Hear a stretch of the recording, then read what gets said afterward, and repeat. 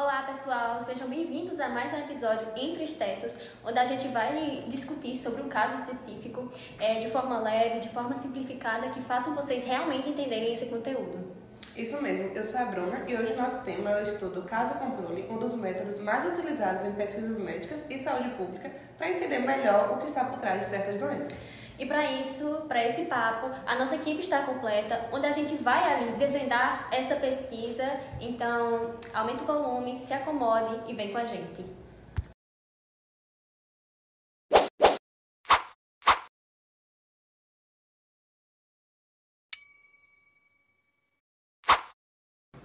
Oi gente, eu sou o Igor. Meu nome é Dani. Eu sou Isabela. Meu nome é Caio Victor. Eu sou Carol. E eu sou Beatriz. E hoje eu vou começar falando um pouco sobre o que é o estudo caso-controle. Bom, o estudo caso-controle vai ser um tipo de pesquisa observacional e analítica. Isso quer dizer que o observador ele não vai interferir ali nos fatores que ele está estudando. Ele apenas observa e compara dois grupos. Um grupo de pessoas que vai ter a doença, que são os casos, e um grupo de pessoas que não vai ter a doença, que são os controles. A ideia vai ser basicamente olhar para trás, investigar o passado dessas pessoas e ver quem foi exposto a um determinado fator de risco ou não. Um jeito simples de imaginar é o seguinte: digamos que a gente quer entender se o consumo de bebidas energéticas está ligado ao desenvolvimento da hipertensão. Esses seriam os casos. E um grupo sem hipertensão, que seriam os controles. E depois a gente pergunta ou analisa os registros para saber se eles consumiam a bebida antes do diagnóstico. A partir disso, dá para se comparar os dois grupos e ver se existe algum tipo de associação. E esse tipo de estudo ele também vai ser considerado ali um estudo retrospectivo, porque ele vai partir do desfecho, que vai ser a doença, e vai voltar no tempo para conseguir buscar a exposição que o paciente sofreu, né? Então ele vai costumar a seguir algumas etapas. A primeira etapa vai ser a definição dos casos, ou seja, quem tem a doença. O segundo vai ser a escolha dos controles, ou seja, precisam ser parecidos ali com os casos, só que eles não vão ter ainda o desfecho. O terceiro vai ser a coleta de dados sobre as exposições anteriores, que no caso vão ser analisados prontuários, vão ser feitos questionários e até entrevistas. E por último, fazer uma análise estatística ali, que geralmente vai ser usada uma razão ali de probabilidade que vai mostrar o quanto o fator aumenta ou diminui a chance de desenvolver a doença. E agora a gente vai ver um pouco das vantagens desse estudo. Então, as vantagens do estudo caso-controle incluem ali principalmente quando fala de praticidade e custo. A gente tem um estudo de coorte que faz um acompanhamento de um grupo até que a gente tenha o desenvolvimento ali de alguma doença, de algum desfecho. Só porque no caso controle não, a gente já parte do desfecho e faz esse estudo retrospectivo para que a gente consiga encontrar qual exposição está associada a esse desfecho. E o fato da gente não precisar acompanhar grupos por muito tempo faz com que a gente economize, tenha menos custos tanto em pessoas quanto em logística. Outra característica e vantagem desse estudo é trabalhar com doenças raras. Porque se eu tenho uma doença rara, eu precisaria de um grupo muito grande, acompanhar ele por muito tempo, até que algum indivíduo pudesse desenvolver aquela doença. Mas como eu estou falando de caso-controle, eu posso pegar um grupo já daquelas pessoas que eu sei que tem aquela doença rara e poder voltar no tempo e ver quais exposições essas pessoas têm em comum para fazer possíveis associações. Inclusive, eu posso analisar várias exposições, não só um fator que possa ter causado aquela doença, mas vários. E essa é outra vantagem desse tipo de estudo. Outra coisa, se essa doença ela tem um grande período de latência, então eu tive a exposição, mas demora até que eu tenha esse desfecho que eu quero, então se fosse um estudo de coorte, eu teria que analisar por muito tempo, gastaria muito dinheiro. No caso, controle é muito bom para esse tipo de doença com esse grande período de latência e também para surtos. Se tem um evento inesperado que eu quero saber qual a causa, qual exposição possa ter causado aquele surto, o caso controle também é uma boa opção. Mas o estudo também não tem só vantagens, não é mesmo, Isabela? Verdade, Dani. E no caso controle, a gente vai ter algumas limitações muito importantes. Uma delas, e principal, é o viés de memória, porque ele vai depender do participante se lembrar de como foi que esse evento ocorreu, e às vezes isso nem sempre acontece, né? E também vamos ter o viés de seleção, que é quando esses casos e controles, eles não são bem escolhidos e acabam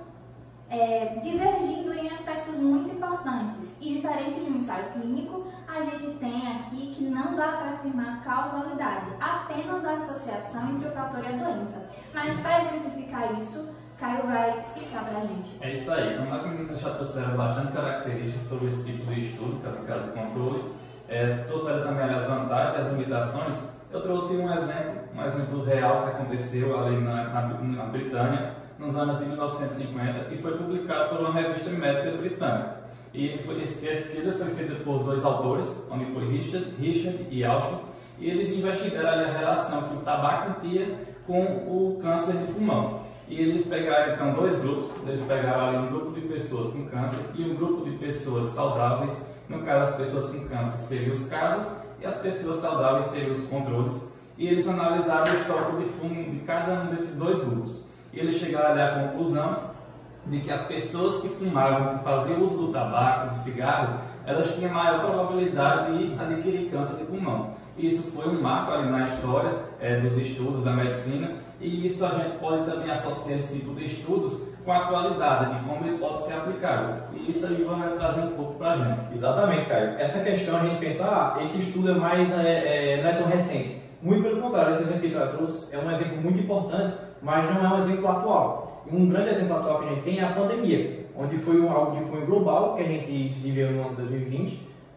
que justamente a gente teve como principal aliado aos estudiosos o estudo de causa e controle. Porque uma vez que ele passa a ser a primeira hipótese de estudo, que é mais prática, mais rápida, ele pode também ser ali uma mão na roda para detectar comorbidades, detectar problemas que irão, no caso, vir a acarretar e vir a prejudicar ainda mais o que seria essa pandemia do Covid-19.